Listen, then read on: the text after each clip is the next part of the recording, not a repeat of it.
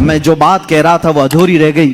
حضور پاک صلی اللہ علیہ وسلم نے نوجوانوں سے کہا تم میں سے جس کی طاقت ہے وہ نکاح کرے. حضور سے پوچھا گیا کس سے نکاح کریں, کیسی عورت ہونی چاہیے.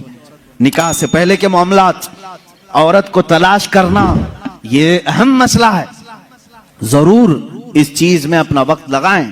میں نہیں کہتا کہ تلاشنا نہیں چاہیے, تلاشیں اس لیے کہ وہ تمہاری نسل اس سے چلنے والی ہے, تمہارا خاندان اس سے آباد ہونے والا ہے. تو خالی تم گورا چٹا رنگ دیکھنے کے پیچھے نہ پڑو, بلکہ پورے ایک گھر کو چلانے والی, بلکہ تمہارے بچوں کی پہلی یونیورسٹی ہے, پہلی درسگاہ ہے. تم اس درسگاہ کو لانے جا رہے ہو تو کیا کیا اس کے اندر کوالٹی ہونی چاہیے وہ دیکھو. لوگ خالی فوٹو دیکھ کر یہ رنگ کالی ہے گوری ہے, کالی ہے گوری, اسی پر لگے ہو.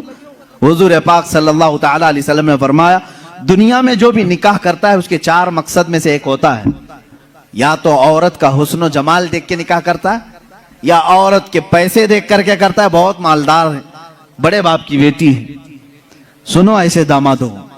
حضور صلی اللہ علیہ وسلم نے فرمایا یا تیسرا مقصد یہ ہوتا ہے کہ بڑے خاندان والی ہے, یعنی حسب و نسب اعلیٰ ہے, ہم تو شیخ تھے وہ پٹھان ہے, یا پھر اور کسی بڑے خاندان کی ہے. پہلا خوبصورتی, دوسرا پیسہ, تیسرا خاندان. حضور نے فرمایا چوتھا ایک مقصد ہے وہ اچھا ہے. حضور فرماتے ہیں یا تو پھر اس کے اخلاق و کردار دیکھ کر نکاح کرتا ہے, یہ 4 میں سے کوئی ایک. اور رسول کریم صلی اللہ علیہ وسلم نے ہر ایک کا ریزلٹ بھی بتایا. جس نے صرف حسن و جمال دیکھا اور کچھ بھی نہیں دیکھا, خوبصورتی دیکھی, میرے آقا فرماتے ہیں ان قریب اللہ اسے فتنے میں مبتلا کرے گا.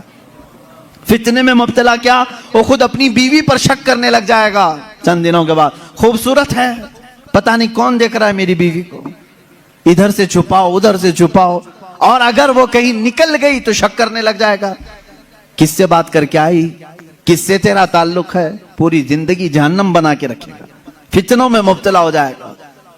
میں یہ نہیں کہہ رہا کہ خوبصورت لڑکی سے شادی نہیں کرنا چاہیے, کرو, لیکن اس کے ساتھ جو دیکھنے کا حکم ہے وہ بھی دیکھو.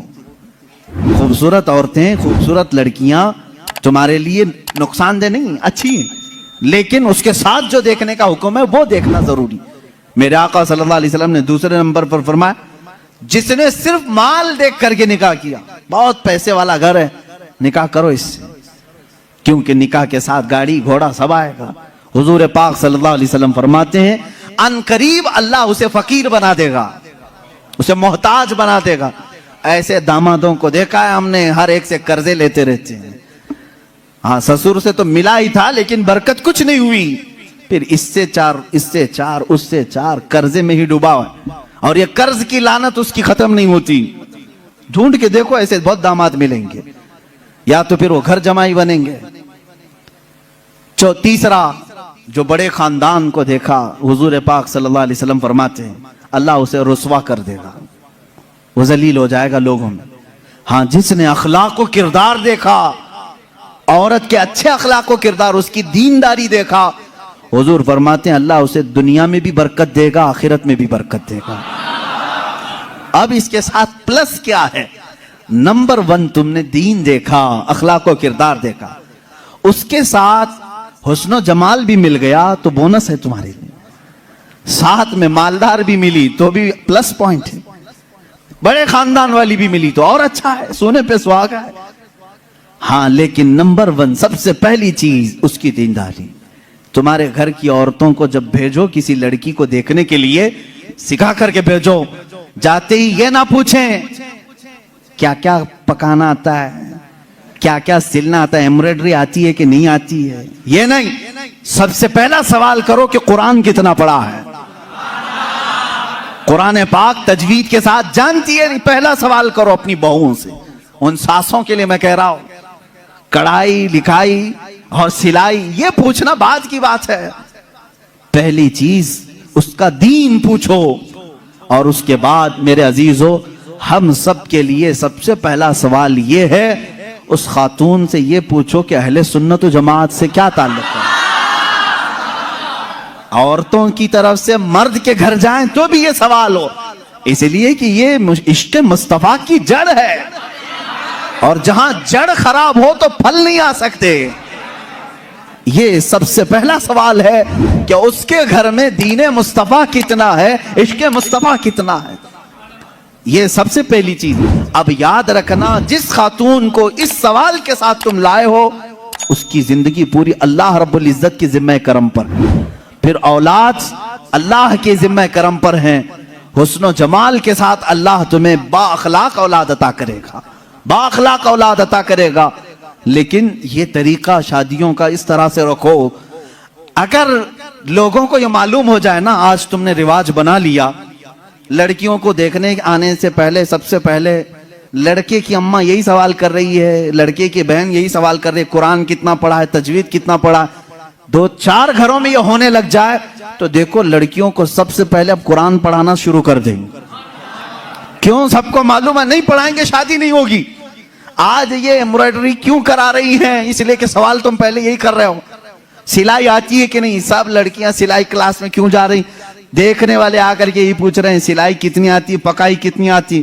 انڈونیشیا کا ماحول میں نے دیکھا, انڈونیشیا کے ہمارے بہت سارے دوست ہیں, سب سے زیادہ میرے خیال سے حج پہ آنے والے انڈونیشیا کے لوگ. کیوں جانتے ہیں؟ وہاں جو بھی لڑکی دیکھنے کے لیے جاتے ہیں یا لڑکے کو لڑکی والے دیکھنے آتے ہیں, پہلا سوال کرتے ہیں حج کیا ہے کہ نہیں. حج کیا ہے تو باپ اپنی بیٹی دیتا ہے, حاجی کو دے رہا ہوں. اور اسی طرح لڑکا بھی فخر کرتا ہے. میرے تقریباً 100 سے زیادہ انڈونیشی دوستوں, سب کی عورتیں حجن ہیں اور وہ خود حاجی ہیں. کہتے ہیں ہمارے یہاں شادی سے پہلے حج کرا دیتے ہیں, اس لیے کہ اسی بیس پر شادی ہوتی. یہ کتنے اچھی چیز ہے کہ دین کا سوال ہو رہا ہے, دین پوچھا جا رہا ہے. ہاں یہ تو تم نے لڑکیوں سے جا کر کے گھروں میں پوچھا کڑھائی آتی ہے, سلائی آتی ہے, پکائی آتی ہے. اور یہی سوال لڑکی کے گھر والے جب لڑکے پر کے پاس آتے ہیں کیا کرتے ہیں؟ کون سی آفس میں کام کر رہا ہے, پرماننٹ جاب ہے کہ پرائیویٹ جاب ہے, کیسی جاب ہے, یہ سب سوالات تو ہے ہی. لیکن دھیمے دھیمے پراپرٹی بھی پوچھتے ہیں کہاں کہاں ہے, کتنی جائیداد ہے. خود ڈائریکٹ نہ پوچھیں تو کسی سے پوچھوا لیں باپ کی کتنی جائیداد ہے. یہ سوالات ہیں. ان بیسس پر, ان بنیادوں پر جب شادیاں ہوں گی تو خرافات نہیں تو اور کیا ہوگا. اسلام کی جو مقدس شادیاں تھیں وہ کس بنیاد پر ہوتی تھی جانتے ہیں؟ ایک واقعہ میں سناتا ہوں تمہیں. شاہ کرمان بڑے بزرگ ہیں, بڑے صاحب کشف بزرگ کرمان کے, ان کے متعلق یہ روایت ہے. وہ مالدار بھی تھے, اپنے وطن کے سردار بھی تھے. ایک دن مسجد میں آئے, دیکھا ایک نوجوان ہے, سیدھا سادہ ہے, مسجد میں بیٹھا ہے, اعتکاف میں لگا ہے, نمازوں میں. رات کو دیکھا آپ نے آ کر کے قرآن پڑھ رہا ہے, اس کو آبزرو کرتے رہے. تیسرے دن آپ نے آ کر اس سے پوچھا کہ بیٹا تم کہاں سے آئے ہو, کہاں ہے تمہارا گھر؟ کہا بس یہ جھونپڑی ہے, ایک چھپر ڈال کر کے جھونپڑی رکھا تھا. کیا مقصد ہے؟ کہا اللہ کو راضی کرنا ہے, بس اللہ راضی ہو جائے میں اس کے لیے دن رات محنت کر رہا ہوں. شاہ کرمان نے پوچھا تیرے گھر والے شادی وغیرہ؟ کہا نہیں, مجھے کون شادی کر کے دے گا, میں فقیر آدمی ہوں, میں نے سوچا بھی نہیں. شاہ کرمان کی بڑی حسین و جمیل بیٹی تھی, ان کے نکاح کے پیغامات شہزادوں سے آئے تھے, آپ نے دیا نہیں تھا بیٹی کو. شاہ کرمان نے کہا میری بیٹی ہے, کیا میں تجھ سے نکاح کر دوں؟ اس نے کہا آپ بڑا رسک اٹھا رہے ہو, میرے پاس کیا ہے, میں دن بھر تھوڑی محنت کرتا ہوں, تھوڑا کھانے پینے کا مل جائے اسی پر میں گزارا کرتا ہوں, باقی میں اللہ کے لیے وقت نکال لیتا ہوں, اتنا کماتا ہوں جتنا کھانے کے لیے ہو جاتا ہے بس. شاہ کرمان نے کہا میں راضی ہوں. اس نے کہا پھر سوچ لیں آپ, میرا گھر دیکھ لیں. کہا میں تجھے دیکھ لیا بس کافی. گھر کہاں ہے تیرا؟ وہ نہیں. اپنی بیٹی سے جا کر کے کہا ایک حسین شہزادہ میں نے تیرے لیے ڈھونڈ لیا. بیٹی بھی ایسی نہیں کہ چنچل ہو, حسن کی پری ہو تو ناٹک اور نخرے آ جائیں نہ, شاہ کرمان کی بیٹی تھی. کہا بابا جان آپ نے جو فیصلہ کیا وہ بالکل صحیح ہو. کہاں گھر ہے؟ کہا جھوپڑی میں ہے ایک, بس جو پھڑ لگا کر کے درختوں کے ایک جھوپڑی بنایا ہوا ہے. یہ شاہ کرمان کی بیٹی وقت کے फरमा रवा वहां के सरदार और हाकिम की बेटी तैयार है। आपने जरूर उस नौजवान में कोई तकवा देखा होगा। कहा मगरिब में आए, मस्जिद में निकाह हो गया, मस्जिद में निकाह हो गया और दूल्हे से कहा आजा अपने घर, हमारे घर खाना खा ले और अपनी दुल्हन को लेकर अपने घर चला। निहायत सादगी से शादी हुई। दूल्हे की तरफ से कोई नहीं, मस्जिद के जो नमाजी थे वही आए, दुल्हन के घर पहुंचे। शाह किरमान की बेटी के यहां दावत हुई। रात को दुल्हन को लेकर ये आए झोपड़ी में।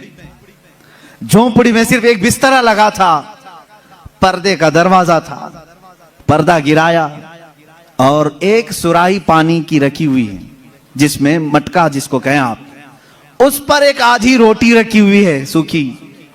खातून आई, सबसे पहले पूरी झोपड़ी को देखती रही और उसके बाद पूछी ये रोटी किस चीज की है।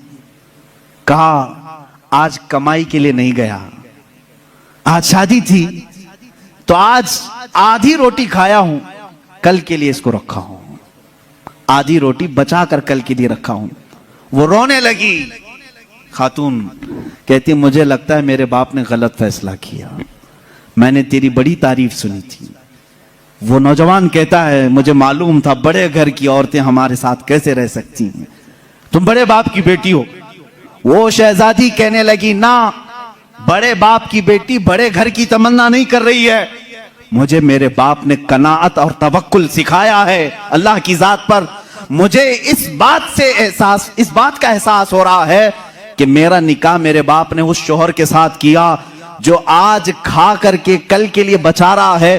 क्या तेरा इतना यकीन नहीं जो आज आधी रोटी दे सकता है वो कल भी तेरा रिस्क देगा? तवक्कुल तेरा क्यों नहीं अल्लाह की जात पर कि आज जो तुझे खिलाया वो कल भी खिलाएगा? तूने बचा करके इस तरह रखा तो मुझे एहसास हुआ।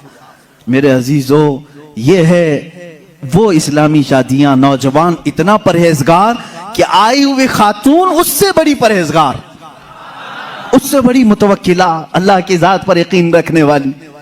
यहां सारी चीजें मैंने इसलिए सुनाए नौजवानों, जिंदगी सिर्फ हंसी खुशी खेल कूद पिकनिक सैर सपाटे के नाम नहीं, एक दूसरे की जिंदगियों में उतर जाने का नाम है, एक बहुत ही एतमाद के रिश्ते का नाम है। दोनों के दरमियान इतना एतमाद हो, इतना भरोसा हो। अब शोहर और बीवी का भरोसा, एक और मैं बात मैं बताऊं, बीवियां भी सुन रही होंगी, औरतें भी। जो औरत अपने मर्द से मोहब्बत करती है और जो मर्द अपनी औरत से मोहब्बत करता, सिर्फ मोहब्बत करने वालों के लिए पैगाम है, क्या तुम ये चाहते हो कि तुम्हारी बीवी हमेशा तुम्हारे साथ रहे? यहां हो सकता है आप डर करके बोले या खुशी से बोले, कुछ भी बोलो आप, लेकिन जो मोहब्बत करने वाला वो कहेगा हाँ मुझे तो रहना है। बाकी जिसके लिए आफत है वो तो कुछ भी बोलेगा। औरतें जो मोहब्बत करने वाली, मैं ये कहूंगा, क्या तुम चाहती हो कि तुम्हारा शोहर भी हमेशा तुमसे मोहब्बत करे और तुम हमेशा उसके साथ रहना चाहती हो? तो मेरे अजीजों, बुजुर्गों ने लिखा है, वो कितने बेवकूफ हैं वो लोग जो आपस में एक दूसरे से मोहब्बत करते हैं। दुनिया में हर औरत चाहती है कि मेरा शोहर छोड़ के कहीं ना जाए, मर्द ये चाहता है कि मेरी औरत मेरे अलावा किसी और को न देखे। उन दोनों के लिए चाहिए कि कल क़यामत के दिन जब फैसला हो जाए, जब फैसला हो जाए, मेरे आका सल्लल्लाहु अलैहि वसल्लम ने फरमाया अगर दोनों की नेकियां आ गई, पास हो गए, तो जन्नत में भी अल्लाह ताला उन्हें साथ रखेगा। और अगर उसमें से एक बेनमाजी था तो मर्द दोजख में जा रहा होगा, औरत जन्नत में जा रही होगी। औरत बेनमाजी थी, मर्द नमाजी था, मर्द जन्नत में जा रहा होगा, औरत दोजख में जा रही होगी। मैं ये समझता हूं मोहब्बत करने का एक तकाजा ये होनी चाहिए कि जब दुनिया में हम एक दूसरे को छोड़कर रहना पसंद नहीं करते तो एक दूसरे को नेकियों की इतनी तलकीन करो कि कल क़यामत के दिन भी नाम पुकारा जाए तो हमारा दोनों का नाम जन्नत में जाने वालों में हो। मैं भी उसके साथ हूं, वो मेरे साथ हो, ये मोहब्बत है। औरत को चाहिए कि अपने मर्द को नमाजों की तलकीन करे, मर्द को चाहिए कि अपनी औरत को नमाजों की तलकीन करे। ये है इस्लामी जिंदगी जिसमें आप खुशियों की और बहुत सारी मुसर्रतों की बहारें देखेंगे। अल्लाह के नबी सल्लल्लाहु तआला अलैहि वसल्लम की आइली जिंदगी और आपकी अज़दवाजी जिंदगी पर मुझे आज गुफ्तगू करनी थी। जो कुछ भी मैंने कहा है मेरे अजीजों, ये नमूने अमल है हमारे लिए। अल्लाह रब्बुल इज्जत हमारे सबके बच्चों के मुस्तकबिल नेक फरमाए। हर आने वाली दुल्हन को मौला ताला आने वाले ये घर वालों के लिए बरकतों और रहमतों का जरिया बनाए और दोनों के घरों में इत्तेहाद और इत्तेफाक मोहब्बतें नसीब फरमाए। ना चाकी ना इत्तेफाकी तलाक जैसी बहुत सारी नहुसतों से अल्लाह हमारे घरों की हिफाजत फरमाए। अल्लाह रब्बुल इज्जत हमारी इन महाफिल की बरकत से हर एक की जिंदगी खुशहाल फरमाए। जिनकी बीवियां बदकार हो चुकी हो मौला उन्हें सीधे रास्ते पर ला, जिनके शोहर बिगड़ चुके मौला उनको सिराते मुस्तकीम अता फरमाए, जिनके औलाद नाफरमान हो चुके हसनैन करीमैन के सदके मौला उन्हें सालेह बनाए, नेक रास्ते पर चलाए। व आखिरु दावाना अनिल हम्दुलिल्लाहि रब्बिल आलमीन।